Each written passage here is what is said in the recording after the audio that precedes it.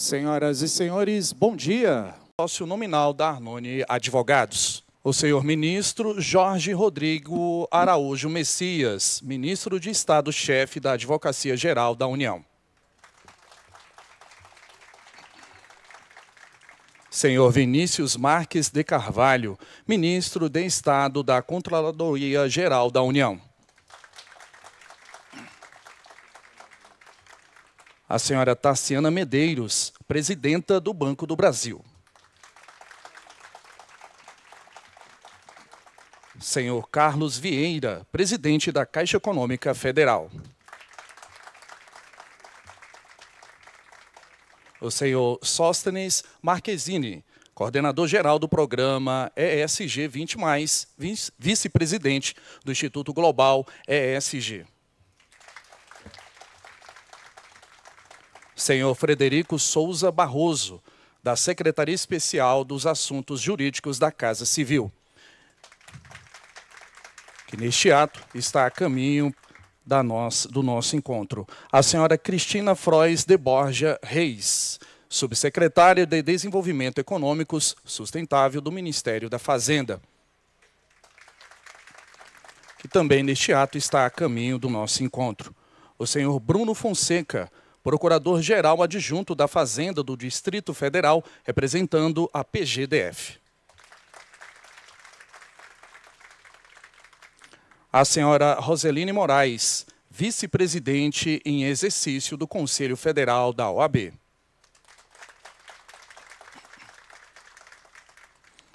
A senhora Fabiane Oliveira, presidente do Instituto de Estudos Jurídicos Aplicados, IEJA.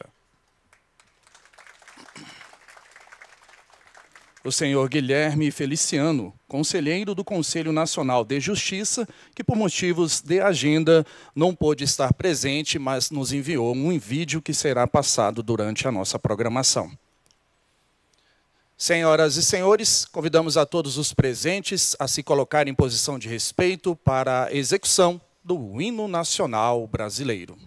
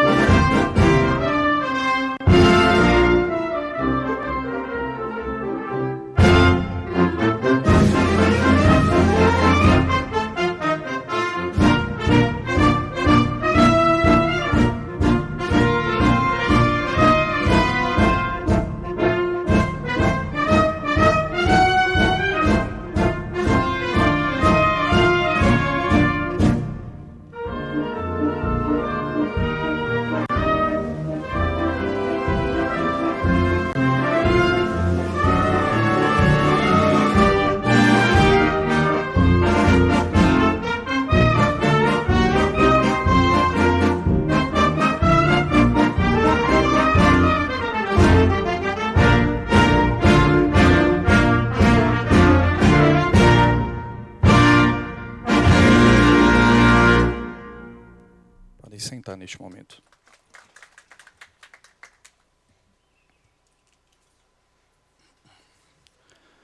Saudamos a presença dos representantes das associações representativas de todas as carreiras da Advocacia Pública Federal e dos estados e do Distrito Federal, e dos conselhos de classe, membros do Executivo, Legislativo, Judiciário e Ministério Público, e também das representações diplomáticas.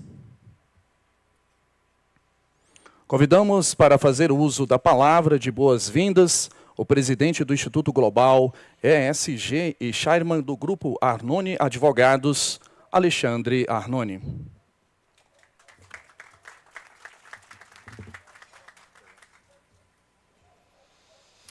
Muito bom dia a todos. Eu gostaria de agradecer aqui ao ministro Jorge Messias, nosso aliado da Advocacia Geral da União. Gostaria de agradecer a Tarciana Medeiros, presidente do Banco do Brasil, ao ministro Vinícius Carvalhos, da Controladoria Geral da União, Carlos Vieira, presidente da Caixa Econômica Federal, Roseline Moraes, secretária-geral do Conselho Federal da OAB, e gostaria de agradecer a todos os demais presentes nesse encontro, que avalio de grande importância para que façamos o início de trabalhos envolvendo a figura do ESG, que ainda, de maneira muito diminuta, é divulgado dentre os órgãos, né, que podem estar fazendo uma diferença na questão da aplicação dentro da nossa legislação. Eu conto com o esforço de todos e peço para que todos tenhamos o interesse real em realizar as alterações e as mudanças que deveremos fazer para que tenhamos aí uma questão de uma nação com uma visão de um futuro. Passo a palavra agora e agradeço a todos. Muito obrigado.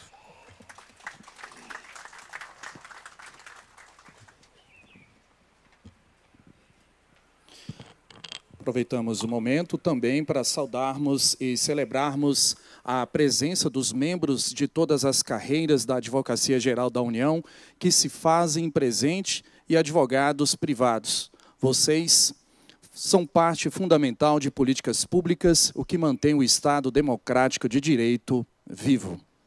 Convidamos a todos para assistir 2 vídeos institucionais. O primeiro apresenta os fundamentos e os avanços do ESG na prática e da Frente Parlamentar ESG. O segundo vídeo celebra o evento especial de 20 anos do conceito ESG e sua projeção no Brasil e no mundo.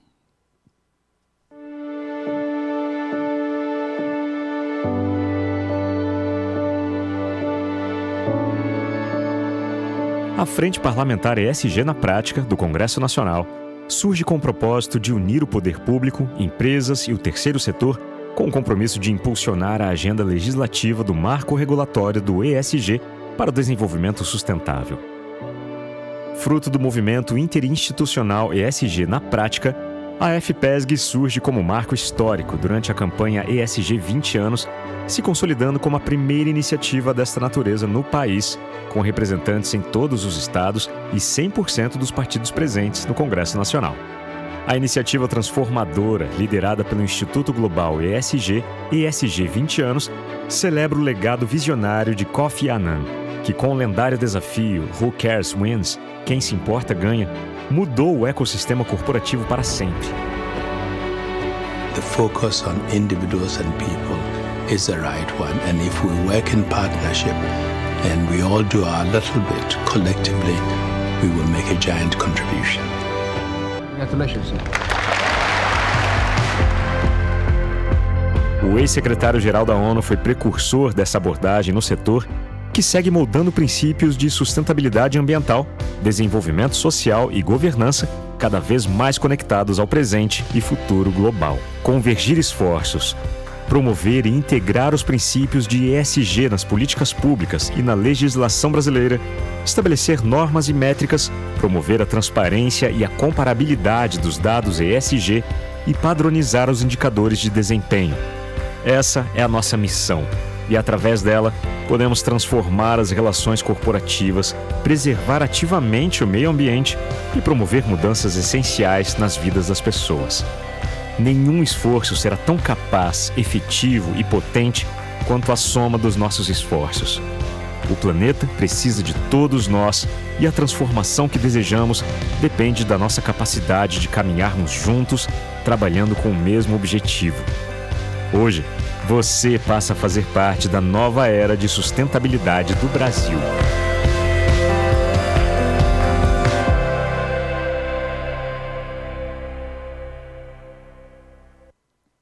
Uma salva de palmas.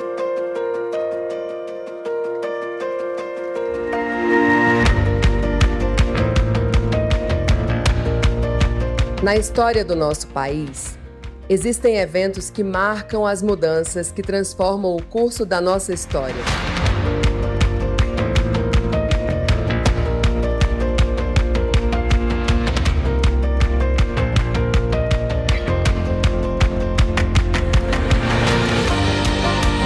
O lançamento da Frente Parlamentar ESG na Prática do Congresso Nacional rompeu as barreiras convencionais e promoveu um ambiente que reuniu autoridades políticas, representantes internacionais, empresários e organizações do terceiro setor em prol de novas iniciativas sustentáveis.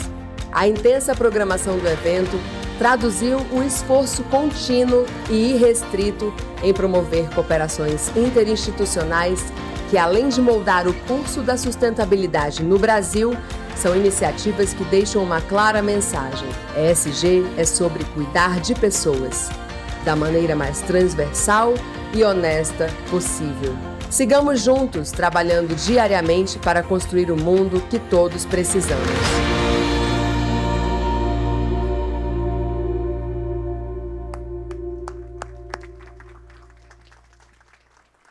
Convidamos para fazer uso da palavra o senhor Sóstenes Marquezini.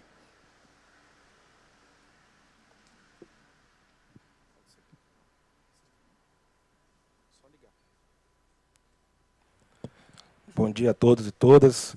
É uma grande alegria estar aqui no dia de hoje, na consolidação de muitos dias de trabalho. Eu quero aqui agradecer toda a equipe, o time da AGU, em nome da Leila. Quero agradecer também todo o nosso time aqui, em nome da Fabiana, para chegar no dia de hoje, que, na verdade, o nosso reitor aqui também, Dano Silva, é uma alegria recebê-lo. Na verdade, é o início de uma grande trajetória em parceria com a Advocacia Geral da União, com o nosso ministro Messias, também com a Controladoria Geral da União. A minha mensagem de hoje é para dizer que, no ano passado, nós lançamos ou comemoramos os 20 anos do ESG, que foi lançado em 2004 por Kofi Annan, mas também identificamos que o ESG necessitaria ou necessita de iniciativas práticas. Então, a partir disso, nós criamos um movimento ESG na prática, para que a palavra prática seja até mais importante do que o ESG. Se não implementarmos na prática as políticas do ESG em todas as nossas atribuições, cada qual no seu dia a dia, nas atribuições do poder legislativo, executivo e judiciário, nós não teremos um futuro. Então, de fato, a importância desse tema é justamente isso. Nesse contexto, foi criado um programa ESG 20+, ou seja, considerando o legado, o que nós celebramos a partir da visão do Kofi Annan, e a ação, um convite que nós fizemos à sociedade para construirmos as próximas 2 décadas em convergência interinstitucional e multissetorial, ou seja, entre instituições públicas e privadas e todos os setores da sociedade. O programa ESG 20+, ele traz 20 princípios norteadores da pauta do ESG, princípios desde a sustentabilidade, a simplificação e integração normativa, e aqui eu cumprimento a ABRIG, através do nosso vice-presidente Fayet, que lançamos uma consulta pública para o marco regulatório do ESG no Congresso Nacional, está indo de vento em popa, nós já vamos lançar o relatório, isso vai dar uma grande visibilidade também para o Congresso Nacional, a criação também da Lei Geral do ESG, e princípios importantíssimos como o do Finanças Sustentáveis, que aí eu quero cumprimentar a liderança da Caixa Econômica Federal, que assumiu a liderança do Conselho de Finanças Sustentáveis, do programa ESG 20+, e hoje é uma atuação em conjunto do Conselho de Finanças Sustentáveis com o Conselho de Instrumentos Fiscais e Tributários Sustentáveis, e aí não tem quem melhor falar do que a própria AGU, que está no dia a dia ali, todos os seus braços aqui. Quero cumprimentar a PGFN, a PGF, PGU, todos os braços da CGU, que hoje seremos um dia extenso, um dia muito rico de conteúdo, com todo esse conteúdo também sendo registrado, transmitido ao vivo para toda a carreira na Escola Superior da AGU. Então, de fato, será um dia de aperfeiçoamento, um dia de aprendizados, um dia para que possamos dialogar entre instituições de que maneira nós podemos colocar a aplicação do ESG na prática em nosso dia a dia. Então, quando vocês veem ali Conselho de Finanças Sustentáveis, a Caixa, a FIM, que é a Confederação das Instituições Financeiras do Mercado, a Ambima, a BDE, a FEBRABAN, justamente já demonstra a grandeza do que nós estamos trabalhando, né, e as grandes vozes que estão sendo atribuídas aqui. E no dia de hoje também, em que assinamos um protocolo de cooperação, um protocolo de intenções com a AGU, justamente para inaugurar, instaurar uns trabalhos aqui, em parceria com a Sejan, e eu cumprimento já o nosso Roman aqui, que vão fazer um trabalho muito grande com a Câmara de Ambiente de Negócios, né, Segurança Jurídica no Ambiente de Negócios, e também cumprimento a Pronaclima, né, a Procuradoria aqui chefiada pela Tereza Vilac, que com toda certeza, em ano de COP30, em ano em que devemos o Brasil demonstrar o que faz no meio ambiente, o que faz no social, na governança, vamos ter aí uma atividade extensa também em conjunto. Então, a mensagem de hoje é: cada um dos senhores e senhoras receberam na entrada um protocolo que explica todos os 20 princípios do ESG, explica todas as iniciativas que nós estamos tratando, e hoje é um convite. Vamos juntos, nesses próximos 20 anos, construir essa pauta em convergência, construir essa pauta absorvendo as experiências de cada órgão, o protagonismo de cada órgão, e trabalhar isso numa linha de convergência. Então, essa é a minha palavra.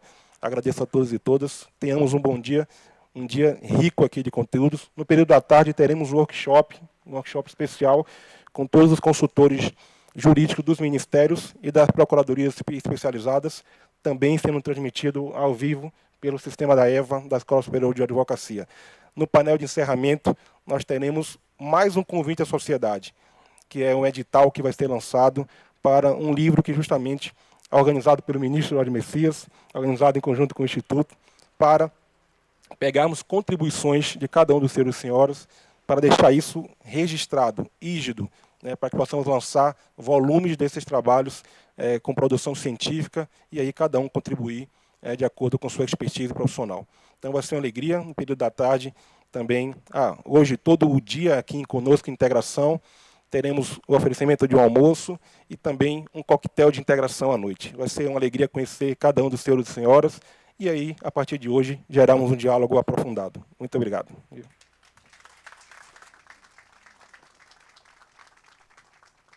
Registramos e agradecemos o senhor Rogério Rodrigues Silva, presidente nacional da Associação Brasileira de Câmaras Municipais, Abracan. O nosso muito obrigado pela presença junto conosco. Senhoras e senhores, assistiremos um vídeo enviado pelo senhor Guilherme Feliciano, conselheiro do Conselho Nacional de Justiça, que por motivos de agenda não conseguiu estar presente, então assistiremos neste momento. Olá, eu sou Guilherme Guimarães Feliciano, conselheiro do Conselho Nacional de Justiça, e estou aqui para dar a minha breve contribuição como introito nesta conferência magna que será proferida por Sua Excelência, o ministro Jorge Messias, advogado-geral da União, meu caro amigo, que será hoje homenageado. E já por isso registro o meu lamento de não poder estar pessoalmente a testemunhar in loco esta distinção e esta homenagem que será muito justamente atribuído à Sua Excelência. Não estou por conta das agendas do Conselho Nacional de Justiça, que infelizmente na data de hoje me movem para um outro local do território nacional. Mas não fosse por isso, aí estaria. Tentei de todos os modos compatibilizar as agendas, como disse ao Dr. Sóstenes, não foi possível, mas não poderia deixar de algum modo, me apresentar e fazer este introito, registrar também eu a minha homenagem à Sua Excelência, o ministro Jorge Messias, e dizer algo deste tema que move o meeting, sobre instrumentos fiscais e tributários, sobre a ótica da sustentabilidade, para falar do tema da sustentabilidade na perspectiva que melhor me cabe, na condição de presidente da Comissão Permanente de Sustentabilidade e de Responsabilidade Social do Poder Judiciário. Nós temos, desde o ano passado, quando eu assumi a comissão, estruturado os trabalhos que nos cabem a partir da mesma lógica que tem guiado as políticas ESG por todo o planeta, seja na iniciativa privada, seja nas instituições públicas. Não se pode falar de sustentabilidade sem pensar em ações ambientalmente corretas, mas também socialmente inclusivas, culturalmente diversas e economicamente sustentáveis, o que significa, inclusive, ações transparentes do ponto de vista do gasto público naquilo que nos diz respeito. Estas premissas estão claramente dadas no que diz respeito ao Poder Judiciário na Resolução 400, que exatamente estabelece as atuais balizas da Política Nacional de Sustentabilidade do Poder Judiciário brasileiro.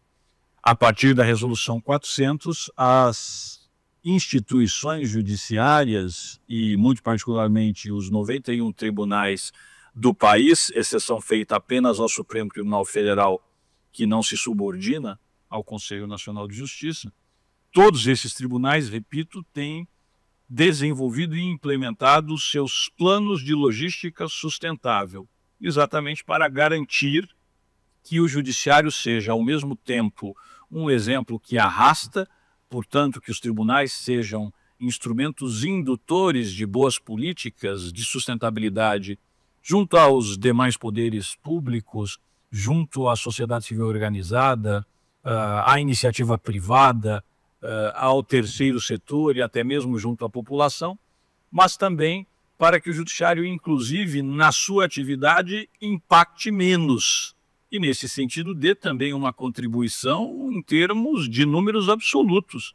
Quando eu penso em emissão de gases de efeito estufa, quando eu penso em resíduos sólidos, quando eu penso em consumo de água potável, em consumo de energia elétrica, eu sempre me valho deste exemplo para evidenciar como, repito, o judiciário não deve ser apenas um agente indutor de boas políticas, mas deve ser reconhecido efetivamente como um stakeholder que tem um papel efetivo de redução de emissões e, nesse sentido, um agente de peso também na perspectiva do que pode ou não poluir pela sua própria dimensão, pela envergadura das instituições judiciárias.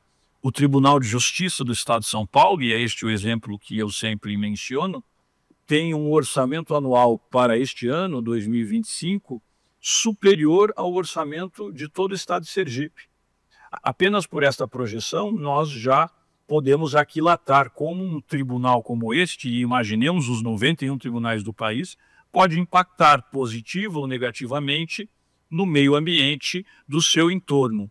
Por isto também essas políticas são essenciais. Secundando a Resolução 400, há que se citar ainda, pensando mais uma vez naquilo que está, sobretudo, ao meu alcance e que me diz respeito, que é a política de sustentabilidade no Poder Judiciário. Nós temos a Resolução 401, que trata especificamente de acessibilidade na justiça brasileira.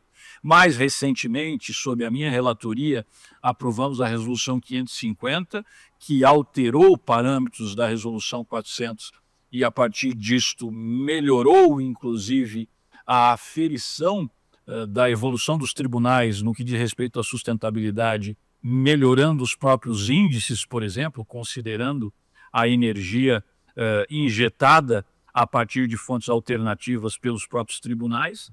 E ainda no ano passado, no mês de novembro, aprovamos a Resolução 594, que trata precisamente do programa Carbono Zero, dando concreção a uma ambiciosa ideia do presidente Luiz Roberto Barroso, que é a de ter, até 2030, todos os tribunais em uma condição de neutralidade quanto à emissão de gases de efeito estufa, seja por meio da redução de emissões, seja por meio da compensação de emissões. E, obviamente, tudo isto partindo da própria análise do que se emite, não é? E é este exatamente o esforço que estamos tendo agora, a partir de uma rede nacional de sustentabilidade. E esta é a última importante novidade que eu tenho a trazer sobre a política do judiciário para a sustentabilidade. Nós temos, a partir da Resolução 594, o dever de realizar os inventários de emissão de gás carbônico, isto para cada um dos 91 tribunais. Nós temos, ao mesmo tempo, e já disse isto, a obrigação de reduzir as emissões e, no que não for possível reduzir, compensar as emissões. Mas, para tudo isto, sempre teremos a perspectiva das boas práticas, sempre teremos tribunais que conseguem desenvolver tecnologias ou conseguem inovar de maneira mais efetiva na busca desses bons resultados em termos de sustentabilidade. E por que não, então, compartilhar isto em uma grande rede nacional? É isto que o ministro Luiz Roberto Barroso também fez agora já este ano, a partir de uma solicitação da própria Comissão Permanente de Sustentabilidade, que foi aprovar e publicar a portaria que cria a Rede Nacional de Sustentabilidade no Poder Judiciário e que estabelece um comitê gestor nacional para as diretrizes que todos os órgãos judiciários do país devem observar em relação à sustentabilidade, mas, para além disto, comitês gestores regionais em cada uma das 5 regiões geoeconômicas do país, Sul, Sudeste, Centro-Oeste, Norte e Nordeste, para que exatamente esses tribunais promovam as suas políticas de sustentabilidade em procedimentos cooperativos, conhecendo as respectivas políticas, boas práticas, inovações, repetindo-as e incorporando-as. E, nesse sentido, estamos, então, neste momento, terminando de organizar estas 5 composições, estes 5 comitês regionais, e já para o mês de outubro deveremos ter, também por força desta portaria, a primeira Semana Nacional de Sustentabilidade do Poder Judiciário, que realizaremos na região Nordeste, com sede em João Pessoa, no estado da Paraíba.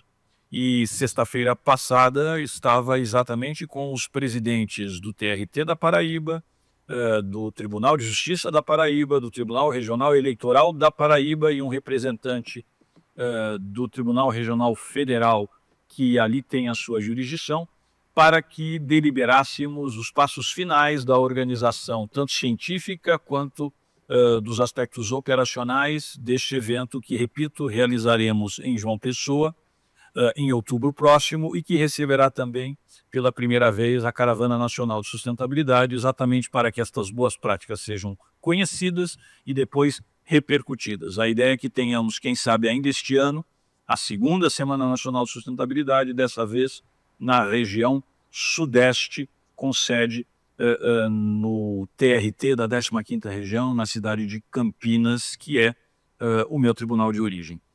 Portanto, estamos, de fato, construindo conjuntamente uma política nacional e, desta maneira, dando a nossa colaboração para um futuro melhor para as presentes e futuras gerações, como dita o artigo 225 caput da Constituição.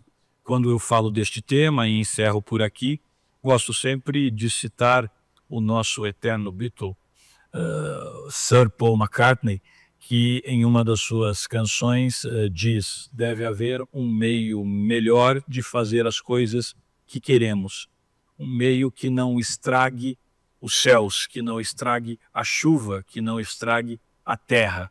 Nós, Poder Judiciário, para realizar aquilo que queremos e devemos fazer, que é a prestação jurisdicional e é permitir ao cidadão o acesso à ordem jurídica justa, queremos fazer isto deste modo. Para isso, a nossa política de sustentabilidade, e quero crer, estamos na direção certa, estamos fazendo bem e estamos realizando em prol do presente e do futuro. E assim seguirá sendo. Muito obrigado. Mais uma vez, meus parabéns ao ministro Messias, da mesma maneira aos homenageados da noite, aos organizadores deste belíssimo meeting e até uma próxima oportunidade em que espero estarei presencialmente com todos vocês. Até lá.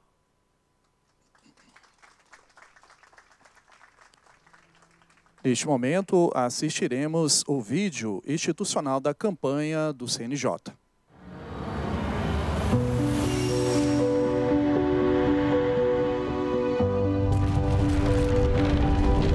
2024 nos desafiou. Queimadas devastaram a Amazônia e o Pantanal. Enchentes no sul do Brasil deixaram milhares desabrigados. Esses eventos não são apenas tragédias, são um alerta. A sustentabilidade precisa de ação imediata. Diante dessa realidade, o Conselho Nacional de Justiça, por meio de sua Comissão Permanente de Sustentabilidade e de Responsabilidade Social, apresenta a campanha Sustentabilidade. O futuro a gente faz agora. O Poder Judiciário já dá exemplo ao Brasil e ao mundo de como se podem adotar práticas sustentáveis dentro de instituições públicas. Refundar a ideia de sustentabilidade para além da dimensão ambiental, incrementá-la na dimensão social, particularmente, e também no campo da governança, e levar isso a todos os tribunais como um círculo virtuoso de boas práticas. E, portanto, pretendemos que, inclusive, o CNJ atue como elemento catalisador dessas boas práticas, não apenas dentro do judiciário, mas também fora dele. Convergir os esforços de toda a sociedade, entidades públicas, empresas, sociedade civil organizada, no sentido de ter um mundo melhor para as futuras gerações.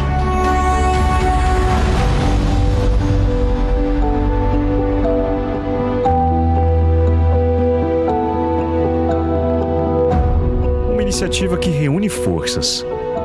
Para isso, o CNJ conta com a parceria estratégica do Instituto Global ESG, do Movimento ESG na Prática e da Frente Parlamentar ESG na Prática do Congresso Nacional.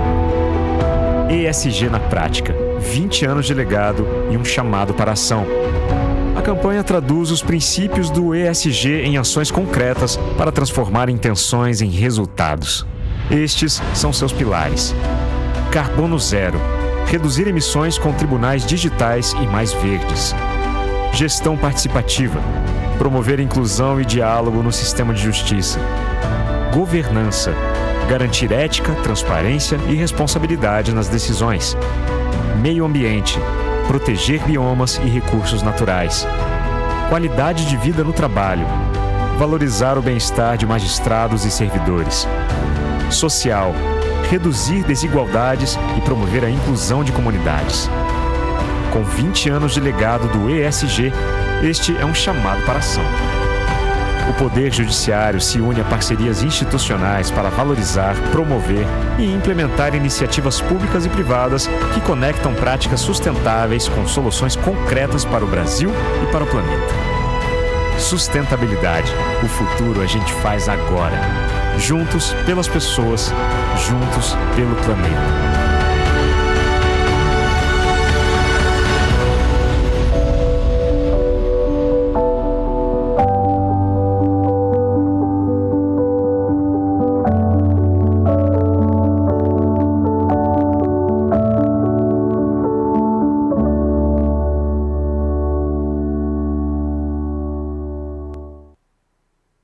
Uma salva de palmas, por gentileza.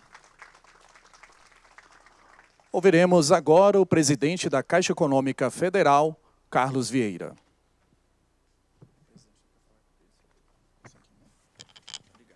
Obrigado. Bom dia a todas e todos. Gostaria inicialmente de fazer uma saudação ao ministro da Advocacia Geral da União, Jorge Messias, ao ministro da Controladoria Geral da União, Vinícius Carvalho, ao presidente do Instituto Global ESG e do Movimento Interinstitucional ESG, Alexandre Amoni, a minha amiga presidente do Banco do Brasil, a Tarciana Medeiros, minha saudação especial, ao coordenador geral do programa ESG 20+, e vice-presidente do Instituto Global ESG, Sóstenes Marquezine, um conheci o Sócio numa visita à Caixa Econômica, e a princípio, Sócio, achei que você era mais um Quixote. E hoje eu percebo, né, que juntamente com todos que estão envolvidos nesse movimento, você é um realizador. Então fica aqui meu reconhecimento a todo o trabalho que vocês têm feito. Ao Procurador-Geral Adjunto da Fazenda do Distrito Federal, Bruno Fonseca, a Secretária-Geral do Conselho da OAB, Roseline Moraes, a doutora Nelise de Almeida, Procuradora-Geral da Fazenda Nacional. Queria fazer uma saudação especial ao Carlos Genier, o nosso chefe do jurídico da Caixa, ao vice-presidente de sustentabilidade da Caixa, o Paulo Rodrigo, aqui presentes também, e em nome da doutora Lucinéia Posa, uma saudação especial aos advogados e advogadas do Brasil. É simbólico e relevante que iniciemos essa nova edição do Global Meeting com uma conferência magna que une saberes, práticas e compromisso. Estamos diante de uma verdadeira convergência de forças transformadoras, promovida pelo Instituto Global ESG, que reúne atores públicos e privados para reimaginar o papel que finanças e instrumentos fiscais terão no enfrentamento dos desafios ambientais, sociais e econômicos no nosso tempo. Temos a honra de estar ao lado da AGU, que vem consolidando as bases de um sistema tributário sustentável para o país. É uma jornada que envolve inovação normativa, governança estruturada e segurança jurídica. A Caixa tem clareza de seu papel como banco público. Nossa missão é transformar capital em cidadania, crédito em dignidade, desenvolvimento em sustentabilidade e políticas públicas em justiça social e climática. Hoje, 63,21% da nossa carteira de crédito já é considerada sustentável, o que representa 811 bilhões aplicados com impacto direto em 2 dos chamados Objetivos do Desenvolvimento Sustentável da ONU. Nossa meta é atingir 1 trilhão até 2030. Estamos mobilizados em aplicar cerca de 10 bilhões novos em aplicações voltadas para eletromobilidade, saneamento básico e transformação urbana. Porque entendemos que a transição climática exige investimentos, ousadia e planejamento. Na inclusão produtiva, temos resultados concretos, com os recursos do Fundo Nacional do Oeste, do Norte e o do Fundo Nacional do Centro-Oeste. Já aplicamos 124 milhões em microcrédito rural no Pronaf-B, beneficiando cerca de 10 mil famílias. E seguiremos avançando com meta para alcançar 1 bilhão de contratações até o fim de 2025, priorizando os pequenos produtores nas regiões Norte e Centro-Oeste. Não paramos, eu queria fazer um registro aqui, que parte dessa ação ela é feita em parceria com o Banco da Amazônia, o BASA, e parte com a ajuda, a contribuição e a parceria. E, mais uma vez, meu agradecimento ao Banco do Brasil, na pessoa da Tarciana. De forma conjunta, nós estamos fazendo isso acontecer. E não paramos por aí. Recentemente, destinamos 111 milhões do nosso fundo socioambiental, que é composto por 2% do resultado líquido da Caixa, para apoiar 5 grandes chamados públicos em áreas estratégicas. Nós estamos destinando 50 milhões de reais ao programa chamado Agricultura Regenerativa, uma aplicação pioneira, e aí ressalto também a participação do BNDES, juntamente com alguns ministérios, na região amazônica, para que nós possamos, de forma efetiva, com esse recurso e com os chamamentos que estão feitos às cooperativas, fazermos um trabalho produtivo e de regeneração da Amazônia. Aplicamos na economia circular 20 milhões de reais, na autonomia feminina 20 milhões, no turismo regenerativo 20 milhões e no desenvolvimento territorial mais 16 milhões. São editais que demonstram o compromisso com o desenvolvimento regional, com a equidade e com a justiça ambiental. E à medida que nos aproximamos da COP30, reforçamos nosso papel como banco público parceiro do governo federal, com frentes estruturadas em habitação sustentável, cidadania resiliente, transição climática justa e financiamento de arranjos financeiros inovadores. O desenvolvimento sustentável não pode mais ser apenas um objeto, ele precisa ser um caminho real, concreto, sustentável e mensurável. Um caminho trilhado com ousadia, responsabilidade e visão do futuro. Eu queria dizer aos senhores que a Caixa está pronta para esse momento. Nós temos hoje uma vice-presidência voltada exclusivamente para as questões de sustentabilidade. Eu queria dizer aos senhores que a Caixa faz 3.000 operações por dia de crédito imobiliário. Isso equivale a dizer que nós usamos cerca de uma resma de papel A4 para fazer cada uma das operações. E que nós tomamos a decisão de zerar o uso desses papéis e fazer a operação sem uso de papel na Caixa, o que viabilizará anualmente a manutenção de 4.400 árvores de pé. Uma outra medida que nós estamos usando nesse sentido é voltada para zerar qualquer uso de papel na Caixa. Para vocês terem ideia do que é que isso representa, são 44.000 árvores por ano que deixará de ser derrubada no nosso planeta. Associado a isso, nós temos uma série de ações ligadas à questão ambiental, e quando a gente cita o microcrédito de apoio às famílias dentro do programa da agricultura sustentável, agricultura familiar do Pronaf-B, nós estamos falando de ações, por exemplo, que permitem que pescadoras que atuam no norte do país, eu estou falando do norte do país, eu estou falando de casos concretos, e aí tem da dona Silvete, um exemplo simbólico para nós, dentro dessas mais de 10.000 operações que nós fizemos, uma senhora que desde os 16 anos de idade trabalhava num barco a remo, hoje ela tem um motor de polpa no seu barco e permite que ela triplique a sua produção e sem agressão ambiental nenhuma. Tantos e tantos outros exemplos nós temos nesse sentido. Citei a questão social, vocacionada a tudo que a Caixa faz, principalmente na área da habitação, onde nós estimulamos a produção habitacional e temos um selo que nós chamamos de selo azul, para aquelas construtoras, incorporadoras que evitam os desperdícios desses materiais.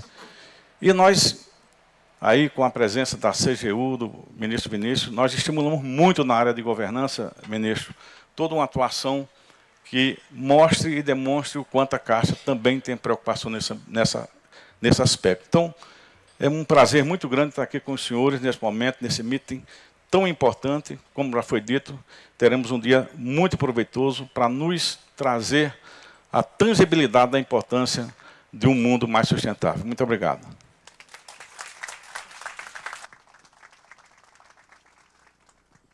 Ouviremos neste momento a presidenta do Banco do Brasil, Tarciana Medeiros.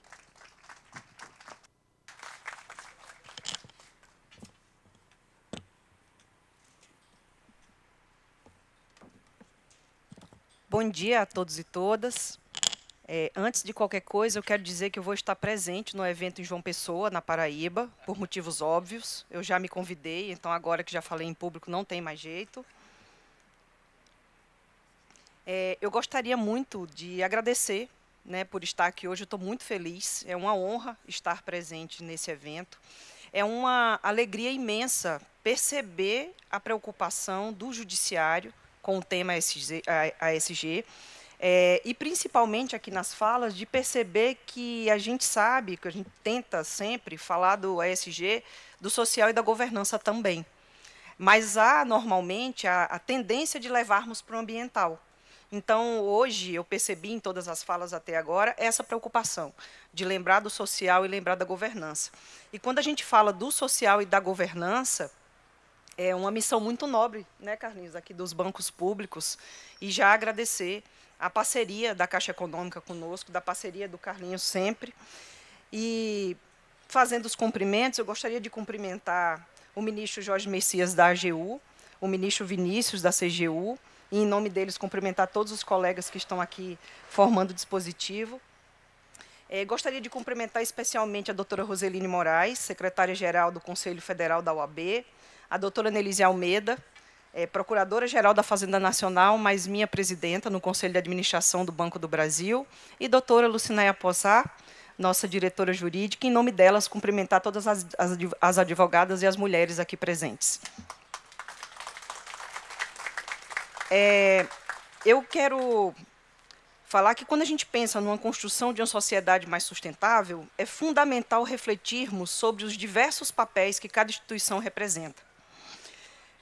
Nós temos, cada um papel nessa caminhada de fortalecimento das estratégias de ESG no nosso país e no mundo. Seremos anfitriões da COP30, e o protagonismo do Brasil é indiscutível para que o planeta seja um local mais seguro e viável para as futuras gerações. Mais do que nunca, precisamos de diálogo e de sinergia entre as instituições para ajudarmos o Brasil a fazer uma transição ecológica justa, alinhada aos compromissos ambientais, sociais e econômicos que nós assumimos enquanto nação. Nós sabemos que a construção de instrumentos fiscais e tributários que incentivem iniciativas econômicas sustentáveis é um passo fundamental nessa caminhada que nós, no BB, vimos trilhando já há décadas. Um dos valores do Banco do Brasil, que faz parte do DNA da nossa empresa desde a sua criação há 216 anos, é o compromisso com a sociedade. Sempre que tomamos as nossas decisões, nós atentamos para os interesses coletivos em primeiro lugar. E é esse coletivo que está reunido hoje, aqui.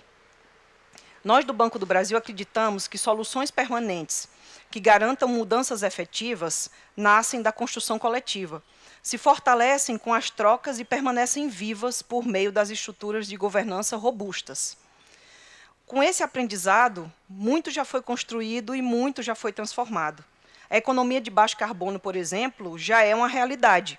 E quando falamos de crédito como ferramenta para incentivar essa transição, o BB está à frente, tanto em nosso país quanto no mundo. Nos últimos anos, vimos captando recursos com organismos internacionais e financiando projetos sustentáveis, como a agricultura de baixo carbono, eficiência energética, energia renovável e ações de adaptação climática. Nosso investimento também já garantiu a recuperação de mais de 760 mil hectares de terras degradadas. Até 2022, essa monta era 17 mil hectares apenas. Então, eu sempre falo da intencionalidade na hora de implementar as ações. Nos últimos 2 anos, nós já temos aí mais de 750 mil hectares de preservação de áreas degradadas. Com nossa atuação, também temos gerado oportunidade para que todos sejam incluídos socialmente. Quando falo nisso, penso, por exemplo, nas comunidades dos povos originários, que são guardiãs das nossas florestas e que têm tido acesso a recursos para levar adiante seus arranjos produtivos locais. Quando a gente fala de povos originários, de preservação da floresta, é tudo muito bonito na fala. A gente precisa lembrar que embaixo ali das árvores tem uma população que precisa ser economicamente viável. E é papel nosso, dos bancos públicos, por exemplo, financiar para que essas comunidades se tornem economicamente viáveis. Eu penso nos pequenos e pequenas produtoras rurais que alimentam mais de 70% dos brasileiros e que têm uma atuação historicamente sustentável com o manejo adequado da terra. Eu penso nas grandes empresas que buscam zerar suas pegadas de carbono e que querem aprender como conduzir seus negócios de forma mais alinhada às melhores práticas ESG. Em todas essas frentes, o BB tem ajudado no desenvolvimento socioeconômico e também tem sido agente de justiça fiscal. Nosso trabalho tem ampliado a base de empresas que geram tributos. Nós temos contribuído com o desenvolvimento da biodiversidade no país. Queremos e buscamos alcançar, esse ano, 30% da carteira de crédito total do Banco do Brasil como uma carteira sustentável. nós somos os principais financiadores de produtos compatíveis com a floresta, em projetos de bioeconomia e cadeia de valor na Amazônia Legal. Esse ano já foi 1,9 bilhões de reais, o que representa um crescimento de 40% nos últimos 12 meses. Na nossa caminhada, nós aprendemos que a sustentabilidade não é responsabilidade exclusiva de um setor, mas é uma missão compartilhada entre os poderes, governos, empresas, organizações sociais e os cidadãos. Esse simpósio materializa o esforço estratégico de todos nós para o fortalecimento da governança e de iniciativas concretas, com base em finanças sustentáveis e responsabilidade socioambiental. E esse tema nunca foi tão urgente. Então, mais uma vez, muito obrigada pelo convite e que todos tenham um excelente evento.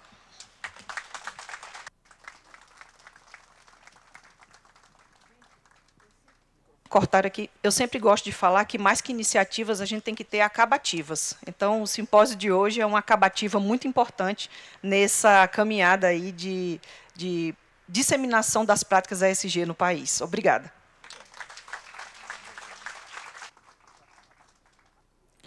Convidamos a todos os presentes a assistir o vídeo institucional da medalha Kofi Annan. Uma medalha única, exclusiva, cunhada para honrar o legado de um líder que transformou o mundo. A medalha oficial Busumuru Kofi Annan, o homem do planeta, celebra contribuições extraordinárias ao desenvolvimento sustentável e à governança socioambiental no Brasil e no mundo. Autorizada pela família de Kofi Annan e homologada pela Fundação Kofi Annan, em uma parceria formal estabelecida com o Instituto Global ESG, essa homenagem reconhece o primeiro homem negro e africano a liderar as Nações Unidas, missão que exerceu com notável excelência por cerca de uma década, entre os anos de 1997 e 2006. Sua dedicação à paz, aos direitos humanos e à sustentabilidade foi a missão de toda uma vida. Criador do Pacto Global e dos Objetivos de Desenvolvimento do Milênio, que evoluíram para os Objetivos de Desenvolvimento Sustentável, ele redefiniu as bases para um futuro mais justo. Em 2004, lançou o ESG, os pilares ambiental, social e de governança. Uma visão que nos últimos 20 anos transcendeu fronteiras públicas e privadas e hoje é celebrada solenemente. Honrado em seu país natal de forma inédita, com o título ancestral de Busumuru, a maior distinção civil de Gana, Kofi Annan conquistou respeito e admiração em escala global. Hoje celebramos sua trajetória com uma medalha histórica que homenageia personalidades e instituições que seguem os passos inspiradores de um líder que nos ensinou: quem se importa, ganha. Ele nos deixou em 2018, mas seu legado é eterno e ecoará por gerações.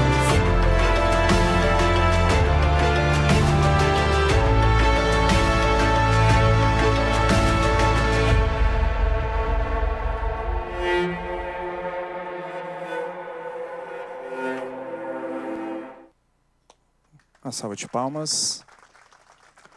A medalha reconhece personalidades com trajetórias públicas marcada pela integridade, pela liderança ética e pela promoção ativa dos desenvolvimentos sustentáveis.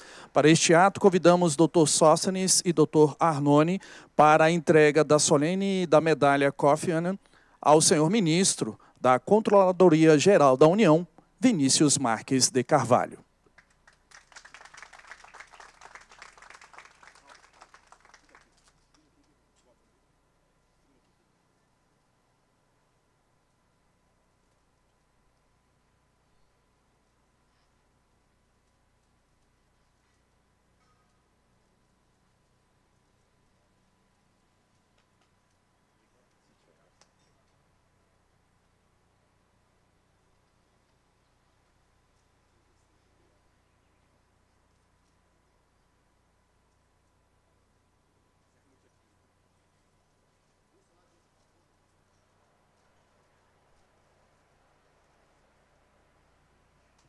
Perfeito, uma salva de palmas. Neste momento, convidamos para fazer uso da palavra o ministro Vinícius Marques de Carvalho, ministro da Controladoria Geral da União. Bom dia a todos e todas. Em primeiro lugar, queria agradecer a homenagem, a medalha. Para mim é uma honra imensa poder representar o trabalho da CGU e, representando o trabalho da Controladoria Geral da União, receber essa homenagem. Queria, antes de mais nada, saudar a iniciativa de hoje. Não sei se agora é a iniciativa acabativa, estou meio na dúvida, mas vou seguir o roteiro. Na dúvida, siga o roteiro. Dizer que é uma iniciativa muito importante, que é uma iniciativa que, de fato, acho que posiciona esse debate de uma perspectiva prática. Eu tenho uma angústia com o tema de ESG dessa perspectiva, de a gente conseguir sempre envidar esforços para transformar todo esse arcabouço teórico, toda essa história relacionada a esses princípios tão importantes em ações práticas e definitivas no sentido da transformação do nosso planeta. Eu não vou ler a nominata inteira, porque outros já fizeram aqui que me antecederam, mas eu queria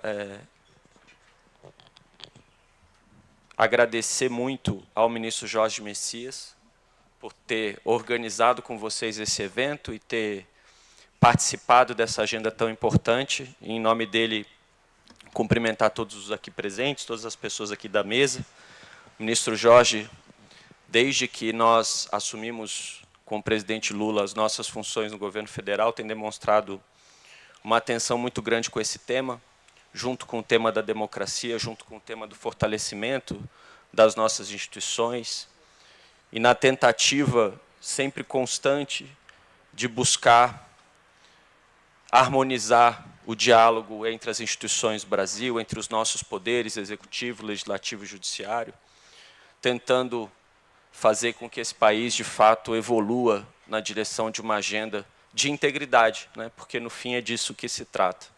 E também cumprimentar a Tassiana, em nome dela, cumprimentar todas as mulheres aqui presentes, dar parabéns pelo excelente trabalho que tem feito à frente do Banco do Brasil, desde o começo da gestão do presidente Lula, e todas as iniciativas e acabativas que ela mencionou aqui agora há pouco. Bom, eu vou, nesses 2 minutos e meio que me restam, tentar fazer o meu papel aqui de falar um pouco das iniciativas da CGU. A CGU é um órgão que lida com o tema, não é o único órgão no governo federal que lida com o tema da integridade, até porque esse conceito seja ampliado do jeito que é. Ele merece que outros órgãos também lidem com ele. A própria AGU lida bastante com esse tema, das suas perspectivas. Mas a CGU lida com o tema, enfrenta o tema da integridade a partir de algumas dimensões que são bastante relevantes. E o tema da sustentabilidade se conecta muito com o tema da integridade hoje em dia. Um tempo atrás, a gente associava muito o tema da integridade só com a ausência de corrupção. Um órgão era íntegro, uma instituição era íntegra se ela não fosse corrupta. Hoje em dia, o tema da integridade pressupõe isso, mas ele é muito mais do que isso. Ele é composto de uma série de outras agendas, de uma série de outras iniciativas e atividades que, no fundo, têm um impacto sobre a questão da corrupção, mas não se resume a isso. Em matéria de sustentabilidade relacionada a questões ambientais, eu queria citar algumas iniciativas. Primeiro, na frente da transparência. O governo do presidente Lula é um governo que, seja em termos de transparência ativa, seja em termos de transparência passiva com a Lei de Acesso à Informação, tem avançado muito numa agenda de garantir e viabilizar o acesso da população às informações públicas. E, com isso, viabilizar que a população possa exercer, por meio das entidades da sociedade civil ou individualmente, cada cidadão, cada cidadã, o controle social e a participação social prevista na nossa Constituição. Em relação a esse tema, nós lançamos, na Controladoria Geral da União, o nosso painel de gestão ambiental no portal da transparência, que permite o monitoramento dos gastos públicos com recorte ambiental. Então, é uma iniciativa nova, que vai viabilizar e que viabiliza, com o uso de marcadores orçamentários específicos, que as pessoas, que a sociedade possa identificar os recursos públicos destinados à gestão ambiental no Brasil. Também criamos uma iniciativa regional com a OEA, o Fellowship em Governo Aberto e Clima, que visa fomentar soluções inovadoras baseadas em dados abertos para as questões climáticas, com participação de jovens líderes latino-americanos. Um outro âmbito bastante relevante quando a gente fala do tema de integridade é a agenda de controle, a agenda de auditorias. Em relação a esse tema específico, nós criamos na CGU uma coordenação específica, uma unidade específica para lidar com os temas de auditoria na área ambiental, dedicada exclusivamente a auditorias e consultorias nessa área, com foco nos órgãos do Sistema Nacional do Meio Ambiente, o SISNAMA, MMA, IBAMA e ICMBio, e em projetos financiados com cooperação internacional. Essas auditorias e consultorias, normalmente, quando a gente fala em auditoria, a gente pensa sempre numa ação a posteriori e, normalmente, que identifica erros, problemas. Eu tenho tentado, na CGU, enfatizar o tema da prevenção, e, principalmente, quando a gente está falando de questão ambiental, isso é mais relevante ainda. Claro que tragédias acontecem, como aconteceu no Rio Grande do Sul, e essas tragédias têm que demandar dos órgãos de controle, nesse caso demandou muito da CGU e da AGU, a propositura e elaboração de soluções eficientes, rápidas, que não perdessem a dimensão do controle, mas que viabilizassem a recuperação e a reconstrução das cidades envolvidas naquela tragédia. Então, essa agenda, ela é uma agenda que visa, diante de uma tragédia ambiental, propor ações de prevenção da perspectiva do controle para evitar que não só esse tipo de tragédia aconteça de novo, mas que, em acontecendo, nós possamos ter uma reação muito rápida e com segurança jurídica e financeira. Então, em matéria de auditoria, além da criação dessa unidade, nós fizemos a avaliação da governança do Fundo Amazônia, fizemos a avaliação do Fundo Clima, inclusive com o apoio do IPEA e do BID. No caso do Fundo Amazônia, a CGU recomendou a reconstituição de sua governança, e depois disso a gente teve, inclusive, a sua retomada com a captação de mais de R$1 bilhão em 2024. O acompanhamento da execução do programa Cidades Verdes Resilientes, em que a CGU assessorou o Ministério do Meio Ambiente no desenho do programa, então mais uma atividade preventiva, com foco em mitigação de riscos de integridade e viabilidade operacional. Também fizemos uma avaliação do processo sancionador do IBAMA, com uma análise histórica e comparada da efetividade da aplicação das multas ambientais. Em matéria de combate à corrupção em temas ambientais, já fizemos também algumas atividades específicas, que eu queria mencionar rapidamente para vocês. Elaboramos um guia de integridade no licenciamento ambiental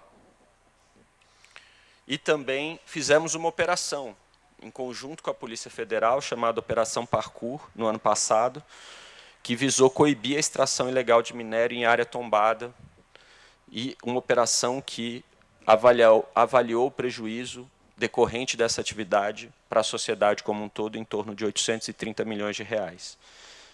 E também, como eu disse, participamos da coordenação, ajudamos na coordenação do Comitê Extraordinário de Enfrentamento à Calamidade no Rio Grande do Sul. Por fim, em matéria de participação cidadã e controle social na agenda climática, também realizamos diagnósticos sobre manifestações de ouvidoria relacionadas à emergência climática, avaliação participativa da Operação Carro-Pipa, que é bem relevante para levar água à população, principalmente do semiárido nordestino, com escuta dos beneficiários e análise da implementação da política. E também lançamos um dossiê verde na revista da CGU, que eu convido todas e todos vocês a terem acesso e, se tiverem interesse, ler. E, por fim, acho que no tema que se conecta muito com a agenda aqui hoje, a agenda de integridade privada, né?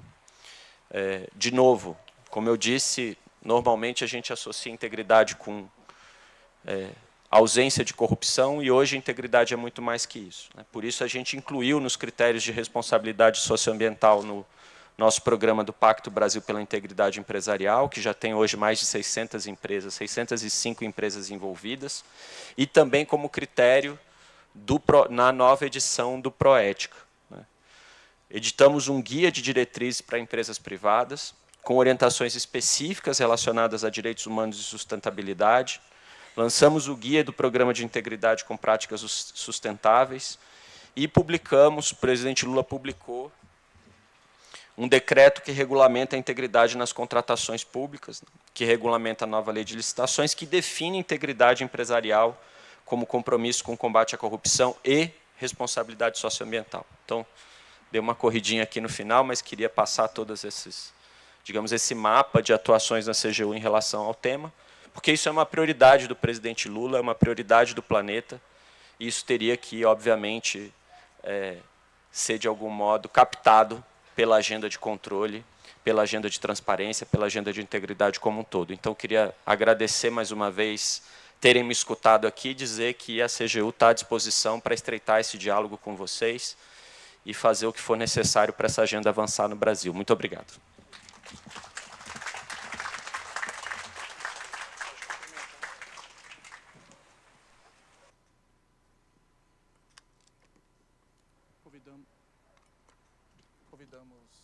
Convidamos neste momento o Dr. Sóstenes e Dr. Arnone para o ato de assinatura do protocolo de intenções entre a AGU e a Global Meet. E também convidamos o ministro Jorge Rodrigo Araújo Messias.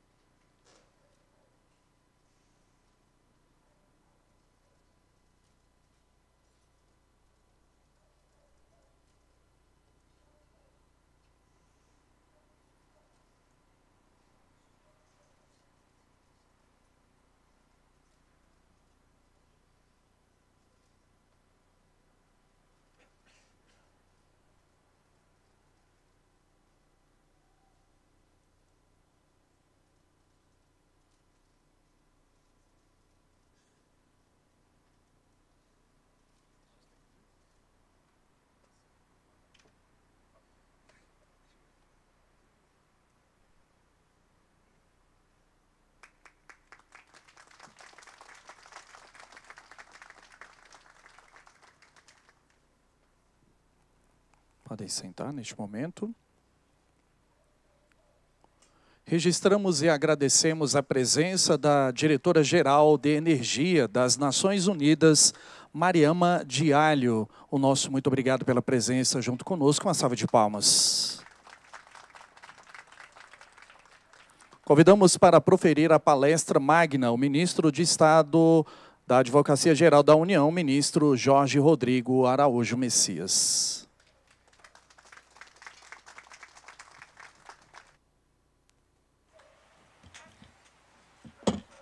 Muito bom dia a todas e todos. Quero aqui falar da minha alegria, da minha satisfação de participar deste evento que foi organizado com tanto cuidado, com tanto esmero pelas nossas equipes, Sóstenes. Aqui também preciso agradecer a doutora Leila, minha chefe de gabinete, que junto a teu time ajudou a organizar tão bem este evento, e um evento tão oportuno e um período tão oportuno para o mundo. O Brasil, como vocês sabem, vai sediar a COP30 e nós estamos há alguns meses nos preparando como governo para que este evento seja um evento importantíssimo, não só para o Brasil, mas para o mundo, sobretudo diante do quadro que nós vivemos num cenário global complexo e desafiador. Mas preciso também, antes de falar propriamente sobre o tema para o qual fui convidado, agradecer a toda a organização deste evento, aqui na pessoa do Dr. Alexandre Arnone, que é o presidente do Instituto Global ESG e do movimento interinstitucional ESG na prática. Queria agradecer muito também a honrosa presença do meu querido amigo, colega de governo, parceiro de todas as horas, o ministro Vinícius Marques de Carvalho, que é o nosso ministro-chefe de Estado da Controladoria Geral da União, ao meu querido amigo, que foi meu colega de trabalho, porque comecei minha vida pública como economiário na Caixa Econômica Federal, doutor Carlos Vieira, nosso presidente da Caixa Econômica Federal, porque você sabe que na Caixa nós não somos bancários, nós somos economiários, é uma outra categoria, né, Carlos? Também a minha amiga, a querida amiga, a presidenta do Banco do Brasil, a Taciana Medeiros, que tem realizado, de fato, um trabalho extraordinário, e é minha também colega do Conselho da BBPrev, aqui o próprio Sóstenes Marquezini, que é o coordenador geral do programa ESG 20+, o Guilherme Feliciano, que é o conselheiro do CNJ, que nos trouxe aqui algumas palavras. Preciso cumprimentar a nossa querida Rose Moraes, que é a secretária-geral do Conselho da Ordem dos Advogados do Brasil, a ordem que tem este papel tão destacado para o país na defesa da democracia, dos direitos fundamentais, e que tem ali à frente o querido amigo Beto Simonetti. Então, aqui, leve de toda a advocacia pública, o abraço de toda a advocacia pública para a advocacia privada. Também cumprimento aqui o nosso procurador-geral adjunto do Distrito Federal, o doutor Bruno Fonseca, que nos acompanha neste dia. Agradeço a Deus a oportunidade de participar aqui hoje. Volto de férias e venho extremamente impactado pela força da natureza. Tive a oportunidade de passar alguns dias num pequeno paraíso tropical, que foi a Bahia, ali a terra de Sóstenes. Então, quando você vem desses momentos em que você tem uma oportunidade de ter uma conexão maior com a natureza e com a espiritualidade, você, de fato, ele tem a condição de se tornar mais grato a Deus por todas essas condições que Ele, de fato, nos oferece. E retomar os trabalhos à frente da Advocacia Geral da União, com a inauguração deste evento tão oportuno, é um privilégio, porque, como eu disse, é um tema da maior relevância e, de fato, como o meu amigo Vinícius colocou aqui, desde que nós assumimos, ali a convite do presidente Lula, a honrosa missão de chefiar a Advocacia Geral da União, nós colocamos a agenda da sustentabilidade, a agenda ambiental no centro das nossas ações, porque nós entendemos que a agenda da sustentabilidade, a agenda ambiental, ela é estruturante para as demais ações que nós temos de realizar como desafio governamental. Eu gosto muito, Taciana, eu sei que você é uma pessoa religiosa, de lembrar o Papa Francisco, quando na encíclica Laudato Si, ele falava do conceito de ecologia integral.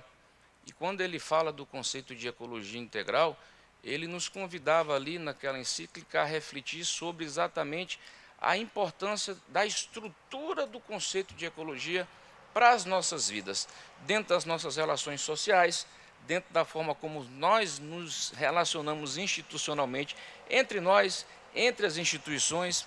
Portanto, nós não temos como fazer uma discussão hoje sobre a agenda ambiental, a agenda da sustentabilidade, a agenda das mudanças climáticas, a agenda da emergência climática, qualquer categoria que a gente enquadre, sem entender o ser humano, a sua relação com a natureza, a sua relação com as instituições, a sua relação com o meio ambiente de uma forma alargada e a complexidade dessa questão, a partir, inclusive, do enquadramento econômico e social, que deve ser considerado numa perspectiva da humanidade como centro deste processo. E por que ele colocava nessa perspectiva? Porque se nós estamos hoje falando de um desafio de mudanças climáticas que nós temos que dar conta, de adaptações a essas mudanças climáticas na era do desenvolvimento sustentável, É porque nós reconhecemos que essa emergência climática ela tem um homem como centro e o causador de todos esses elementos. Vivemos na era do antropoceno há mais de 200 anos, desde a Revolução Industrial, em que a intervenção humana ela colocou de uma forma muito clara uma pressão descomunal na nossa terra. E recentemente eu vi uma matéria do Financial Times dizendo que acabou agora em julho, há 2 semanas atrás, os recursos minerais que o homem poderia tirar durante o ano para fazer frente às suas necessidades. Ou seja, nós estamos no meio do ano e o nosso modo de consumo, a nossa forma como nós nos relacionamos com este meio ambiente não dá conta de oferecer os recursos naturais necessários. Mas por que isso? Porque, de fato, o homem ele se coloca dentro de uma condição de vida na sua interação com este planeta, na perspectiva de extrair os recursos naturais, de uma forma não civilizada. E por que não é civilizada? Porque nós estamos extraindo muito mais do que o nosso planeta pode oferecer. E aí nós temos que refletir exatamente para onde nós queremos ir. Qual é o rumo que nós queremos tomar nessa condução da nossa relação como seres humanos com a Terra. O Papa também citava muito o conceito da casa comum. E este conceito da casa comum é muito importante porque ilustra bem a complexidade desse tema. Todos nós vivemos no mesmo ambiente. E se este ambiente ele está poluído, nós sentiremos os efeitos da mesma maneira. Não adianta nos escondermos e acharmos que os efeitos dessas mudanças climáticas não nos atingirão. Por algum tempo, houve a ilusão de que alguns estariam na área externa, outros estariam na área interna, e que os estariam na área interna desta casa comum estariam protegidos. Um ledo engano, uma ilusão absurda. E, infelizmente, os eventos climáticos extremos que nós estamos a testemunhar, principalmente nos últimos meses, demonstram de forma muito clara essa realidade, Carlinhos. Eu cito sempre com tristeza, e aqui eu destaco o papel que tanto a Caixa quanto o Banco do Brasil, como bancos públicos tiveram no resgate à tragédia climática que se abateu no Rio Grande do Sul no ano passado. Muito obrigado. Obrigadíssimo. Porque falar também sobre a agenda de ESG é também falar sobre gentileza. Muito obrigado por essa gentileza, querida. Isso é algo que nos convida a refletir de uma forma prioritária, porque, veja, aquele evento do Rio Grande do Sul não poupou rico, não poupou pobre. Todos foram atingidos de uma forma brutal. Evidentemente que nós não podemos desconsiderar, dentro deste recorte, a questão do racismo ambiental, que também afeta de forma desproporcional os mais vulneráveis, os mais pobres, mas não poupa os ricos. Então, nós estamos hoje falando de um desafio climático que precisa de todos nós, um compromisso que eu chamo de civilizatório, porque ele vai definir como é que nós estaremos do ponto de vista da sobrevivência da humanidade no curto, médio e longo prazo. E eu acho que nós estamos dentro desse cenário, como país, do ponto de vista institucional, bem posicionado. E nós estamos bem posicionados por várias razões.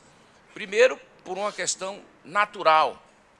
Nós temos um patrimônio natural que só podemos mesmo agradecer a Deus, porque o Brasil, como um país continental, que com todo o seu desafio de desenvolvimento tardio e com ciclos de desenvolvimento interrompido, de alguma maneira conseguiu, em grande medida, preservar o seu patrimônio natural. E isso decorre, na verdade, de um outro elemento que nos coloca de uma maneira extremamente bem posicionada, que é o nosso arcabouço institucional. Nós temos uma Constituição, que é a Constituição de 1988, que colocou o meio ambiente como um direito fundamental, como um elemento central do nosso projeto de nação, e de uma forma a preservar essa condição.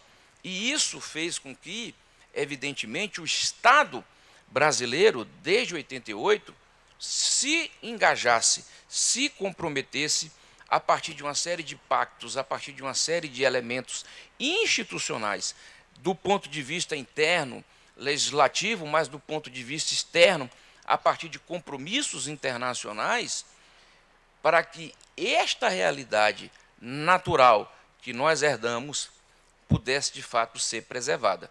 E aí eu quero dizer que nós estamos, de fato, bem posicionados para colocar e convidar o mundo, como faremos este ano, na COP30, a refletir sobre uma agenda de desenvolvimento sustentável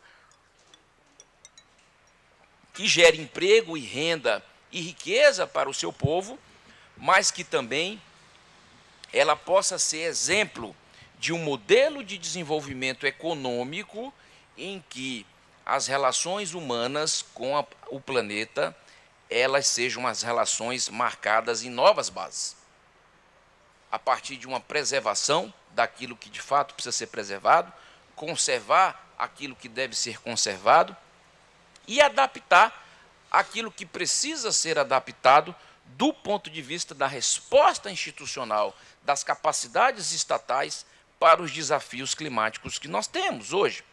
E é nessa perspectiva que nós, como Estado, a partir da nossa posição de advocacia pública federal, queremos contribuir. E aqui localizo a minha fala a partir dos instrumentos de gestão e depois desdobro para os instrumentos fiscais e financeiros e tributários que nós temos hoje a condição de articular institucionalmente no plano do nosso ordenamento jurídico. O papel da Advocacia Geral da União não é um papel menor neste processo, é um papel muito importante. Por quê? Porque como operadores do direito, para além da necessidade que temos de conhecer a realidade, nós também temos a nossa obrigação institucional e o nosso compromisso ético, político, institucional de sermos agentes de transformação da realidade. E, nesse sentido, nós, quando assumimos a Advocacia Geral da União, assumimos um compromisso com este país a partir do convite que o presidente Lula nos fez e da reflexão que ele nos convida a fazer todos os dias, porque também é importante, eu sei que posso falar pelo Carlinhos e pela Tassiana, é importante que nós tenhamos na vida um líder que nos inspire. E o presidente Lula é este líder que nos inspira a refletir todos os dias a importância e a necessidade que nós temos de cuidar do nosso meio ambiente. Na prática, como nos convida a ação ESG 20+, na prática. Porque o discurso vazio, ele não alimenta absolutamente ninguém. E essa agenda ambiental, durante muitos anos, ela ficou localizada no plano teórico. A realidade, a contingência climática que o mundo vive, é que nos trouxe, nos impulsionou, nos levou, de uma forma às vezes violenta, a fazer com que mudássemos o nosso comportamento, que mudássemos os nossos protocolos, que mudássemos os nossos elementos de ação, sejam na prática do dia a dia, sejam os elementos institucionais condutores de mudanças de comportamento. E aí criamos, com esta visão, a Pronaclima, que é a Procuradoria Nacional de Defesa do Clima e do Meio Ambiente, como uma instituição ligada diretamente ao gabinete do Advogado-Geral da União, mas com uma atuação transversal. Por que transversal? Porque hoje a agenda do desenvolvimento sustentável, das mudanças climáticas, da agenda ambiental, ela não é uma agenda mais exclusiva do Ministério do Meio Ambiente, como foi no passado. Hoje ela é uma agenda que perpassa todos os ministérios deste governo. Nós temos hoje 22 ministérios do governo federal absolutamente engajados na agenda da defesa do clima e das mudanças climáticas. E eu quero citar o exemplo aqui. Acabamos de ouvir o presidente da Caixa, presidente do Banco do Brasil, de falar de uma série de iniciativas, de instrumentos financeiros que são articulados neste momento a partir das diversas agências da Caixa Econômica e do Banco do Brasil em benefício do desenvolvimento sustentável e do meio ambiente. E é por isso que nós tivemos a visão de colocar a agenda do meio ambiente como uma agenda transversal também na atuação jurídica, porque o direito tem essa capacidade. Nós temos, como advogados públicos federais, que oferecer as condições jurídicas dos marcos legais e institucionais para que os nossos gestores tenham as condições necessárias de fazer as transformações que a agenda nos coloca, que o desafio da humanidade nos coloca. Mas isto não é só. Como disse, vivemos eventos climáticos extremos, e estes eventos climáticos extremos decorrem exatamente desse modo de produção, deste modo de relação econômica, sobretudo, que a humanidade passou a ter com o planeta Terra. Portanto, também é preciso mudar este comportamento do ser humano e da forma como nós produzimos com os recursos naturais. Mas de que forma isso é feito? Isto é feito de forma a gerar mais riqueza, mais valor, mais emprego, mais renda para o nosso povo. Porque também aqui tem uma oportunidade econômica. E é isso que eu queria trazer para vocês. Nós conseguimos avançar em 2 anos e meio, dentro de uma agenda dialogada com o Congresso Nacional, com a sociedade, a partir de uma reforma tributária muito bem coordenada pelo nosso ministro da Fazenda, Fernando Haddad, em que nós temos hoje condições, instrumentos para transformar instrumentos tributários, instrumentos fiscais em potências de transformação de comportamentos humanos. E aqui eu sinto sempre o exemplo trazido pela própria Caixa Econômica e pelo próprio Banco do Brasil. Instrumentos financeiros também são instrumentos de política. Você pode conduzir e modelar comportamentos a partir dos incentivos que são criados. E, portanto, na perspectiva da criação desses instrumentos, como nós temos o Fundo Clima, como nós temos o Fundo Verde, como nós temos o Fundo Amazônia, nós podemos fomentar, induzir novos comportamentos. Eu lembrei aqui que nós vamos sediar a COP30. O mundo está sendo convidado a visitar a riqueza que nós temos na nossa floresta amazônica. O Brasil, junto com a Indonésia e Congo, ele detém mais de 80% das florestas tropicais do mundo. É uma riqueza que não se reproduz, é uma riqueza que não se transporta. O Brasil ele tem o potencial de ser a Arábia Saudita do carbono. E eu sempre brinco que isso é uma riqueza em si, porque hoje este elemento de preservação ele está sendo olhado pelo mundo. E eu quero dizer que, embora vivamos uma quadra muito complexa do ponto de vista geopolítico, o elemento civilizatório da sobrevivência humana ele se impõe, porque ninguém pode esconder a tragédia climática que se abateu no Texas e que ceifou milhares de vidas recentemente.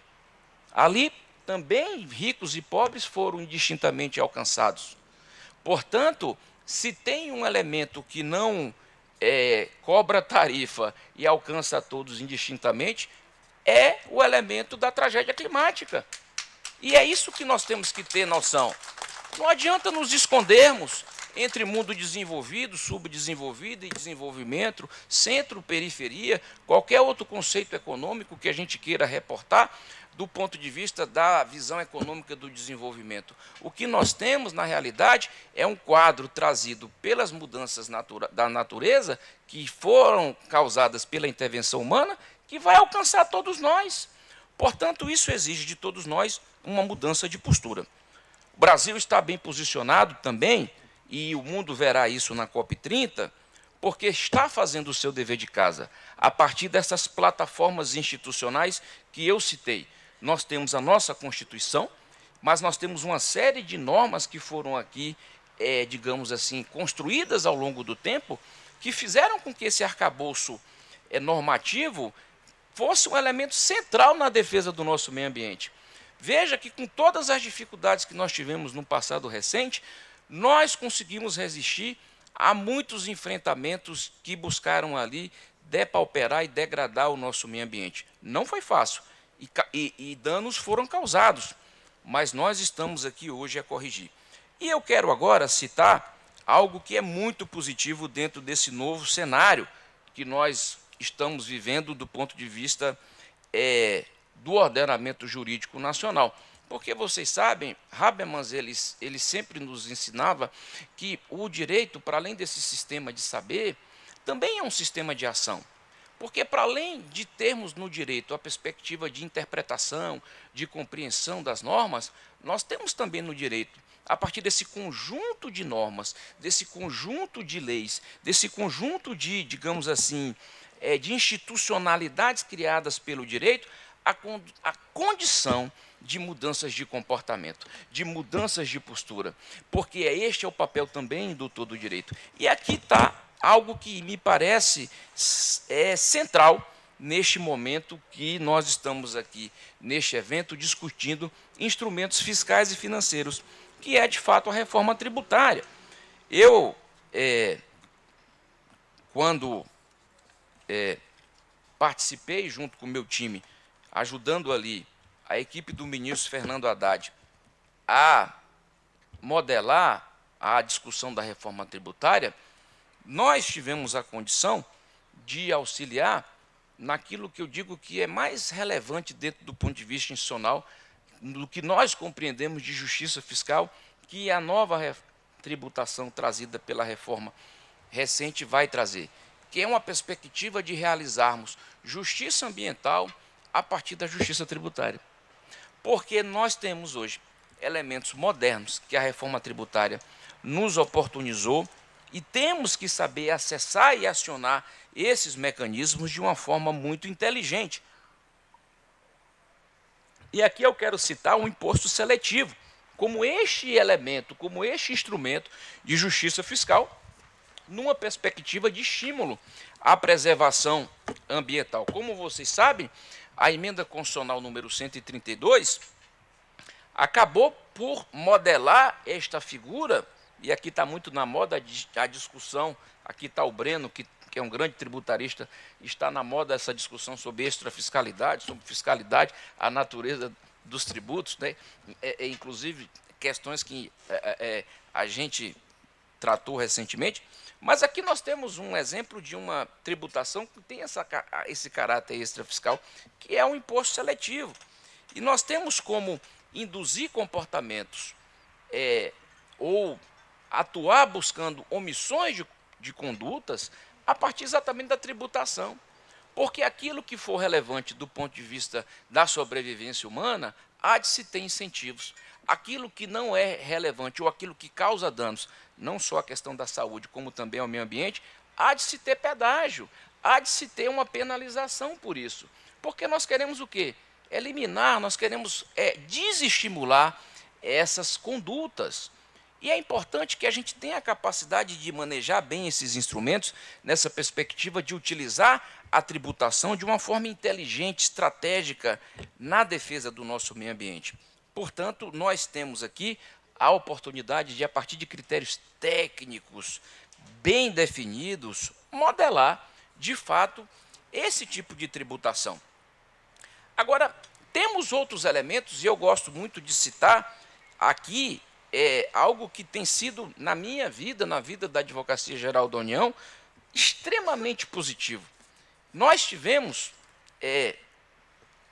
Carlos, a experiência dentro da advocacia pública, a partir do trabalho desenvolvido pela Procuradoria-Geral da Fazenda Nacional, de realizar diversas transações tributárias, algo que nós não imaginávamos fazer há pouco tempo.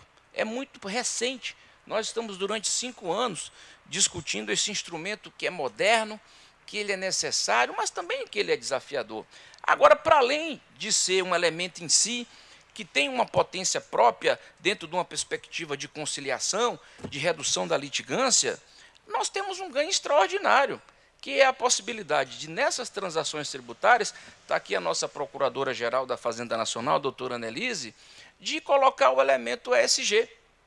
E aqui nós podemos cobrar as empresas, os contribuintes que conosco transacionam, compromissos e protocolos adicionais com a agenda da defesa do meio ambiente, da social e da governança, que é algo que nos parece extremamente inteligente e oportuno nesse contexto. E aí eu preciso citar, mais recentemente, a legislação do PATEC, que incluiu claramente instrumentos muito mais, digamos assim, ousados, para que nós possamos direcionar esses recursos da transação tributária para uma agenda de transformação energética do nosso país. Porque a transformação energética, ela é fundamental nesse contexto. Nós sabemos que o Brasil, do ponto de vista da sua geração de energia, tem um grande diferencial, que é, de fato, você ter, dentro de todos os países que discutem com seriedade o tema da agenda ambiental, nós temos uma matriz essencialmente limpa. Mas nós temos que reconhecer que a metade das nossas emissões, ela decorre do desmatamento ilegal. E esse é um desafio que nós temos como sociedade, porque o desmatamento ilegal, veja, nós aqui não estamos a condenar o desmatamento que é previsto, que é possível dentro de uma perspectiva legal, mas aquilo que é feito à margem daquilo que a legislação estabelece. Só isso representa 50% das nossas emissões. Então, se nós dermos conta de zerar o desmatamento ilegal, nós estaremos já dando um bom passo para o cumprimento das nossas metas, dos nossos compromissos, principalmente no Acordo de Paris, que recentemente foram renovados e atualizados já no governo do presidente Lula. E aqui a gente precisa olhar, doutora Tereza, para esses instrumentos, porque, como eu disse, o direito, citando Habermas, ele cria essas condições, ele cria as condições de construção dos instrumentos necessários para a mudança de comportamentos, para a indução de condutas, para a construção de novos caminhos. E são caminhos, que eu quero dizer, caminhos de vida, e não são caminhos de morte. Porque hoje, se nós não fizermos nada, o caminho que nós estamos seguindo é o caminho da morte. A morte da humanidade. E este preço ele está contratado, porque os dados científicos estão aí e não nos deixam mentir. E se os dados não nos deixam mentir, a realidade que se põe, ela também não nos deixa mentir, porque sentimos todos os efeitos das mudanças climáticas. Então, eu quero dizer que nós temos hoje, dentro do nosso arcabouço jurídico, uma série de instrumentos fiscais e financeiros que estão sendo colocados e manuseados de forma inteligente pelo Estado para a indução de novos comportamentos. O imposto seletivo, que é uma oportunidade que se abre com clareza dentro da reforma tributária, é uma oportunidade ímpar que nós não podemos desperdiçar. Também eu preciso citar que recentemente o presidente Lula assinou o decreto do IPI Verde, estimulando a aquisição de veículos que tenham de fato a condição de oferecer uma maior eficiência energética e uma menor redução de gases, e uma maior redução de gases de efeito estufa, da mesma maneira que penaliza aqueles automóveis que não têm esse compromisso de eficiência energética e que emitem muita poluição, porque nós não queremos. E essa é uma opção que a gente tem condição de fazer como sociedade. Nós temos que ter este compromisso ético e político como sociedade de dizer que nós temos um compromisso, sim, do ponto de vista internacional, com os nossos pares dentro do Acordo de Paris, e que nós vamos cumprir, porque o Brasil é um país que cumpre seus compromissos. O Brasil é um país que respeita os seus aliados. O Brasil é um país que tem uma tradição histórica de ser líder na defesa do meio ambiente e do clima. E nós não vamos abrir mão desses compromissos, porque são compromissos que forjaram a nossa própria sociedade.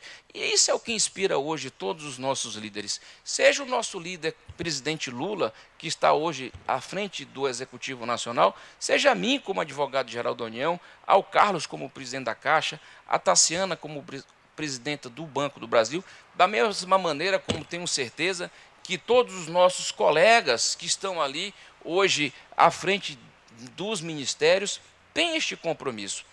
E quando nós colocamos hoje a agenda ambiental como uma agenda do centro do nosso desenvolvimento, nós estamos falando diretamente com a necessidade que acomete ao povo brasileiro. Nós não podemos também desconsiderar que durante muitos anos, principalmente a população do norte, viveu à margem de ter condições de explorar de uma forma sustentável as suas riquezas. Isso não é justo. Nós temos que oferecer condições de crédito, condições de políticas públicas de gestão, para que eles possam explorar de uma forma sustentável as suas riquezas e que eles possam também se beneficiar de uma forma justa dessas riquezas que o país produz. Não é justo que a população do nosso norte fique à margem e alijada da exploração racional, sustentável dessas riquezas. E nós, como país, temos hoje a condição, que é uma condição extraordinária, de receber o mundo inteiro, em novembro, em Belém, e mostrar ao mundo o que nós estamos fazendo como sociedade, como país, para dizer com clareza que meio ambiente é vida, meio ambiente é oportunidade.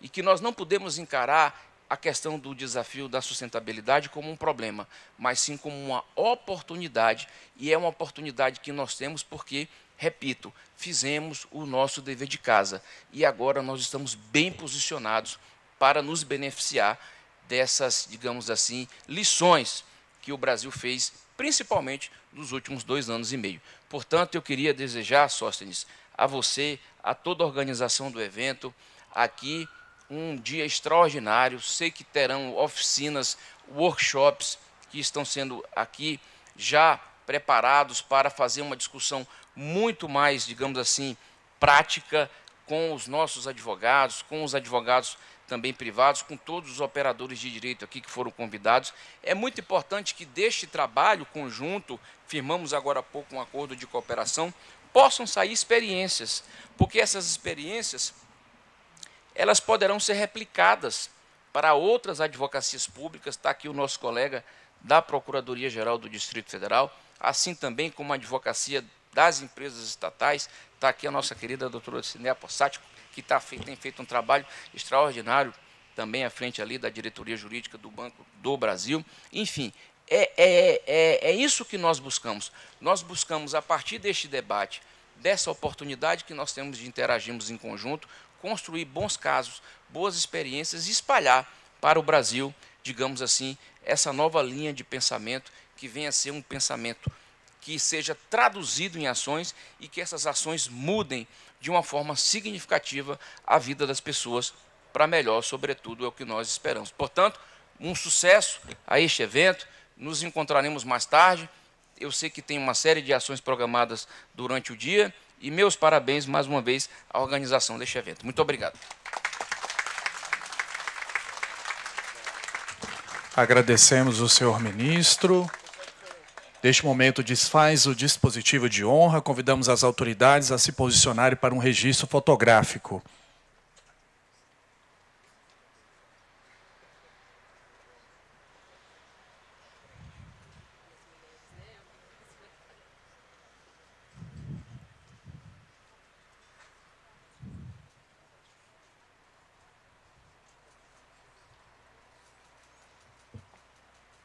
Pedir às autoridades que se posicionem logo aqui na primeira fileira, para que a gente possa fazer uma foto com todos os participantes e os fotógrafos, neste momento, possam subir ao palco para fazer essa foto.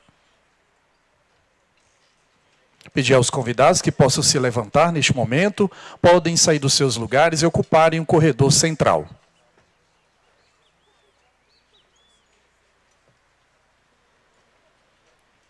Pedimos às pessoas que estão nas laterais que possam completar o centro. Pedimos aos fotógrafos que possam fazer a direção fotográfica.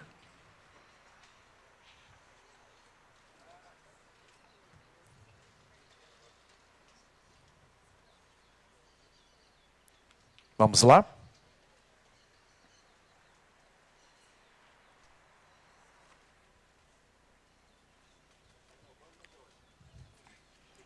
Muito bem, agradecemos a presença das autoridades e convidamos, se assim a agenda permitir, que permaneça conosco, onde será servido um almoço e logo agora teremos o primeiro painel da manhã. E pedimos às pessoas que possam retornar para os seus assentos.